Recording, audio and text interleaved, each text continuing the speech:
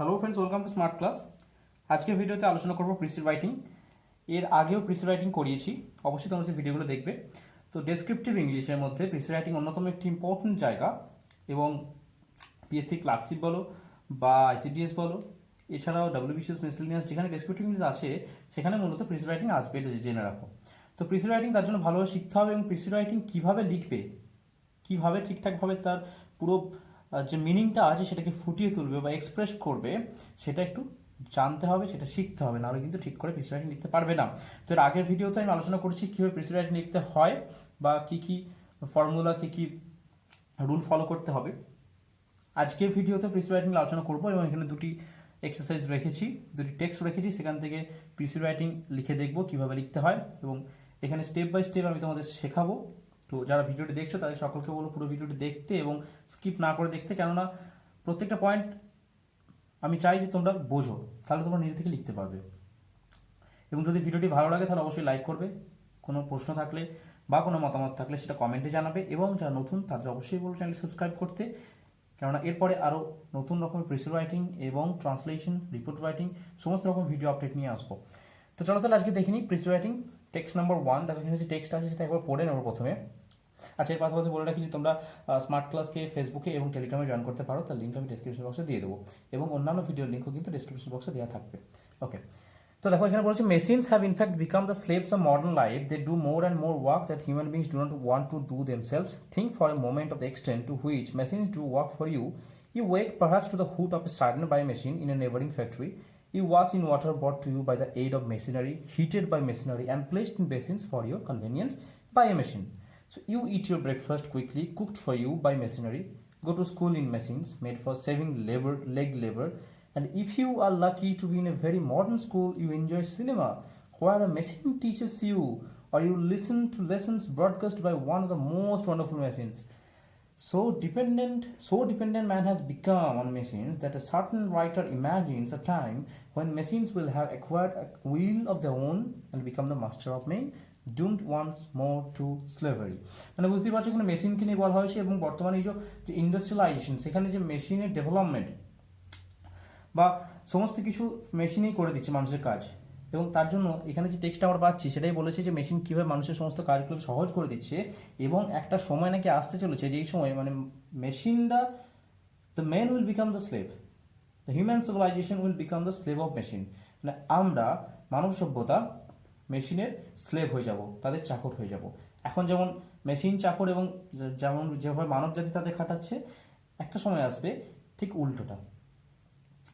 তো এখানে যেটা মেন পয়েন্ট সেটা আমি একটু ডিসকাস করে নিই, তারপরে আমরা যাবো কীভাবে লিখবো। তাকে এখানে মেন পয়েন্টগুলি হচ্ছে মেশিন, মানে কিওয়ার্ডসগুলো দেখে নেবো।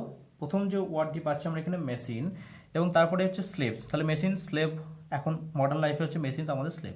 তারপরে আমরা বলতে পারি যে সকাল থেকে রাত পর্যন্ত আমরা মেশিনের উপর ডিপেন্ডেন্ট। মানে এখানে যে পুরো আইডিয়াটা পেলাম যে সকাল থেকে আমরা কী কী করছি মেশিনের উপর ডিপেন্ডেন্ট হয়ে, বা মেশিন আমাদের কাজগুলো করে দিচ্ছে। তো এখানে যেটা বলতে চাওয়া হলো যে মেশিনের ওপর আমরা সকাল থেকে রাত পর্যন্ত ডিপেন্ডেন্ট, এবং একটা সময় আসবে, বা যদি এই জিনিসটা চলতে থাকে যে এইভাবে যদি আমরা তার বা মেশিনের ওপর যদি ডিপেন্ড করতে থাকি, তাহলে নাকি একটা সময় আসতে পারে যখন মেশিন হয়ে যাবে আমাদের master. So machine will become hour master. এই জিনিসটা দেখো এখানে বলা আছে। এবার এই জিনিসটি আমাকে সহজ ভাষায়, সহজ সরল বাক্যে, গ্রামার ঠিক রেখে এবং ঠিকঠাকভাবে ওয়ার্ড অ্যাপ্লাই করে লিখতে হবে। তাহলে প্রথমে একটি টাইটেল দিয়েছি, machines colon our masters or slaves. এরপর লিখব যে মেশিন আমাদের মডার্ন ইরা বা মডার্ন লাইফের স্লেভ হয়ে গেছে। তাহলে মেশিনস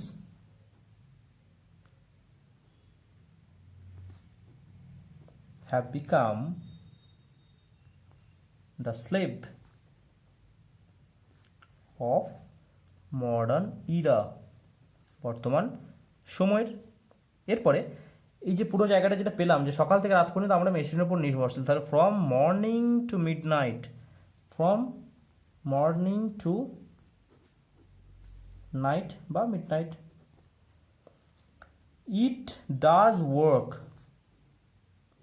আমাদের জন্য কাজ করছে। It does work for our, আমরা বলতে পারি যে আমাদের আরামের জন্য, তাহলে for our comfort, full stop. এরপরে মানুষ ডিপেন্ডেন্ট হয়ে গেছে মানুষের মেশিনের ওপরে, তাহলে ম্যান হ্যাজ বিকাম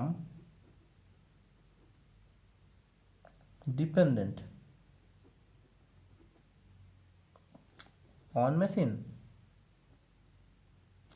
এবং অ্যান্ড ইফ ইট কন্টিনিউজ, এবং যদি এটা চলতে থাকে তাহলে কি হবে আলটিমেটলি তাহলে কিন্তু মেশিন হয়ে যাবে মানুষের মাস্টার।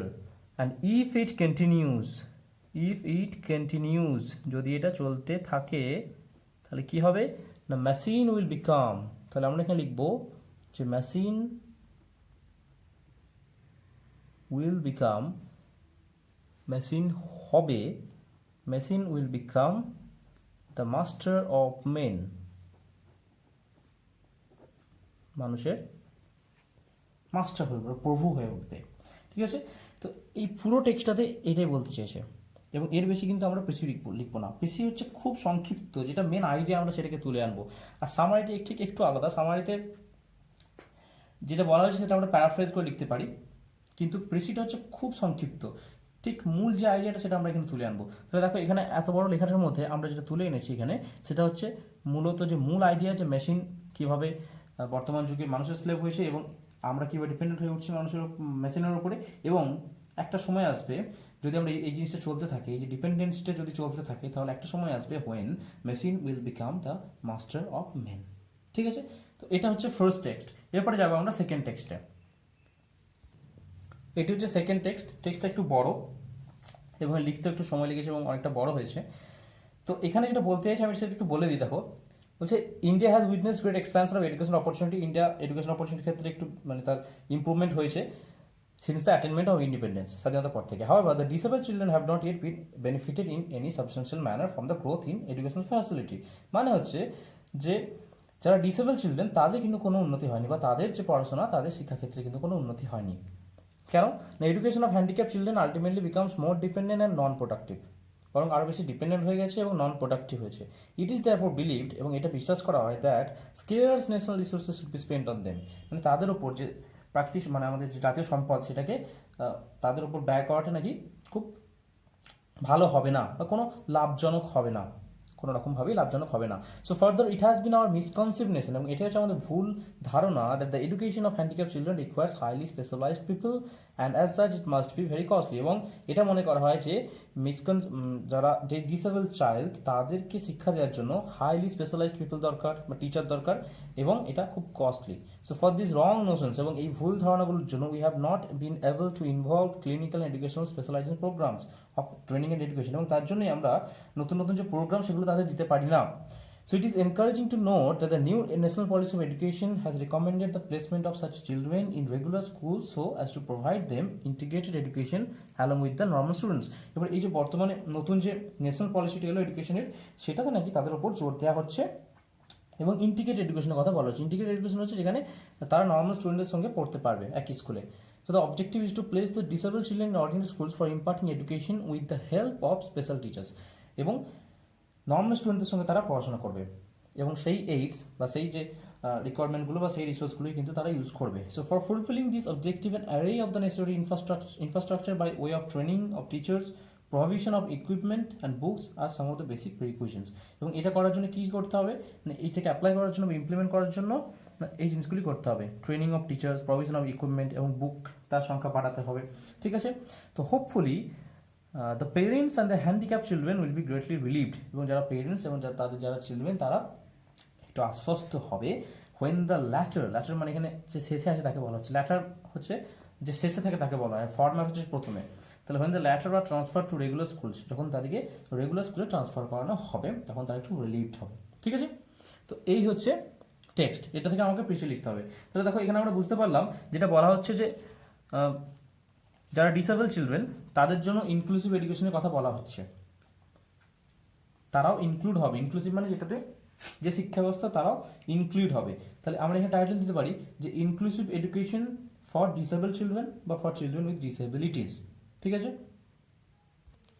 তাহলে আমি এখানে টাইটেল দিলাম যে inclusive education for disable children.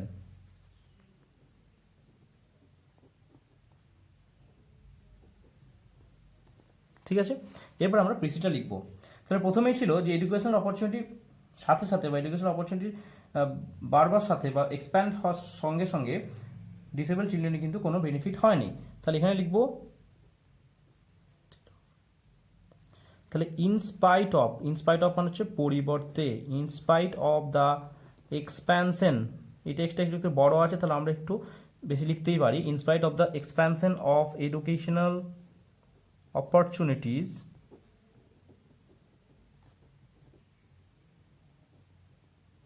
in India, কি হয়েছে না, the disabled children are not benefited। এরপরে এই বিশ্বাসটা, প্রথমে একটা বিশ্বাসের কথা বলেছিল যে it is believed that the handicapped children cannot mix with the normal students, এরকম একটা কথা ছিল।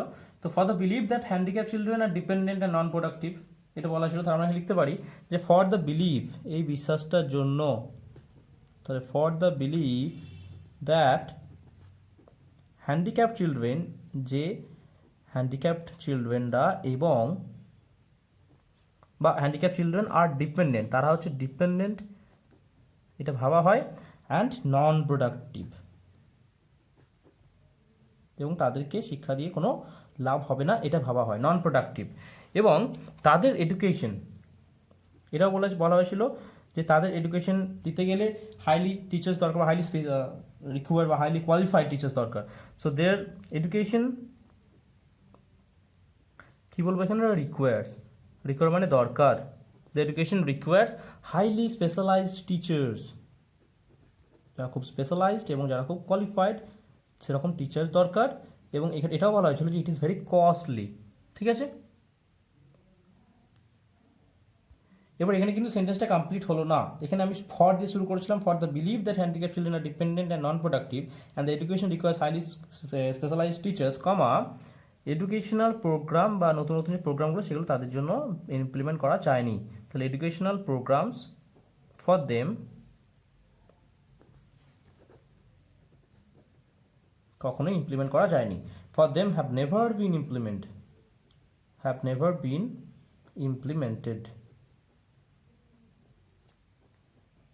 ঠিক আছে, এরপরে নতুন এডুকেশনাল পলিসির উপরে কথা বলা হয়েছিল, তাহলে সেটা আমরা লিখবো যে নতুন এডুকেশনাল পলিসি রিকমেন্ড করছে যে এই চিলড্রেনগুলো তারা এমনি নর্মাল স্কুল বা যারা স্কুল, নর্মাল যে স্কুল সেখানে পড়াশোনা করবে।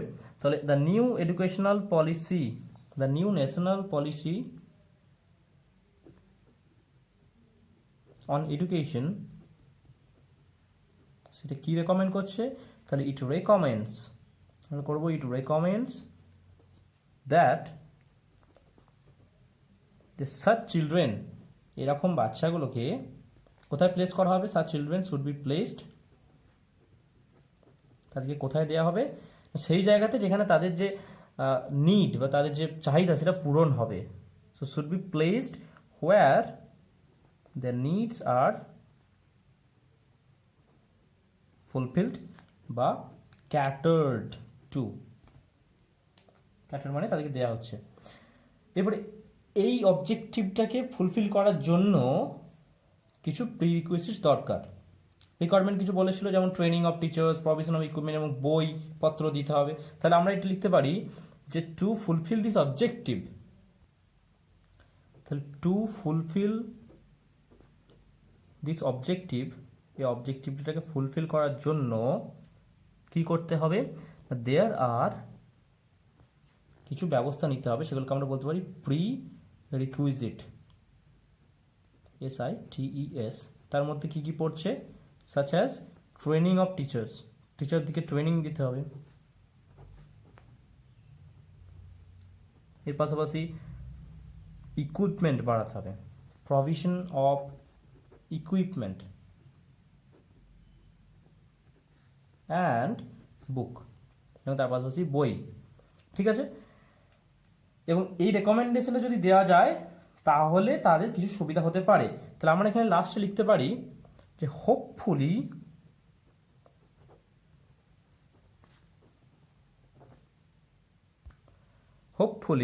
দিস রেকমেন্ডেশন, এই যে রেকমেন্ডেশনটা করা হয়েছে, দিস রেকমেন্ডেশন সেটা তাদেরকে আশ্বাস দেবে, উইল ব্রিং, এনে দেবে, উইল ব্রিং রিলিফ, রিলিফ মানে হচ্ছে আশ্বাস, RELIEF, relief to those handicapped children, বা শুধু হ্যান্ডিক্যাপ্ট চিলড্রেন। ঠিক আছে, তো এইভাবে আমরা প্রিসিপ্টটি লিখতে পারবো। এবং এখানে টাইটেল দিয়েছি এবং যে টেক্সটটা ছিল সেই অনুযায়ী কিন্তু এটা 1/3 দাঁড়িয়ে যাবে। তো এইভাবে আমরা মূল পয়েন্টগুলোকে ধরে ধরে লিখবো, এবং যেটা প্রিসি লিখতে বলবে যখন, তখন সম্পূর্ণ যেটা মূল আইডিয়া, একবারে যেটা ভেতরে আন্ডারলাইং এলিমেন্ট যেটা, সেটাকে আমরা তুলে আনবো এবং সেটিকে লিখবো যতটা কমে লেখা যায়। ঠিক আছে, তো এই ছিল আজকে ভিডিও। আশা করি ভিডিওটি ভালো লেগেছে এবং এর পরের ভিডিওতে দেখা হবে। পরের ভিডিও আরও নতুন ট্রান্সলেশন, রিপোর্ট রাইটিং এবং প্রিসি রাইটিং সমস্ত ভিডিও নিয়ে আসবো। ভিডিওটি ভালো লাগলে অবশ্যই লাইক করবে এবং কোনো প্রশ্ন থাকলে সেটা কমেন্টে জানাবে, এবং মতামত থাকলে সেটা কমেন্টে জানাবে অবশ্যই। এবং যারা নতুন তাদের বলবো চ্যানেলটি সাবস্ক্রাইব করতে। সো দেখা হচ্ছে পরের ভিডিওতে। So stay well and stay happy. So thank you.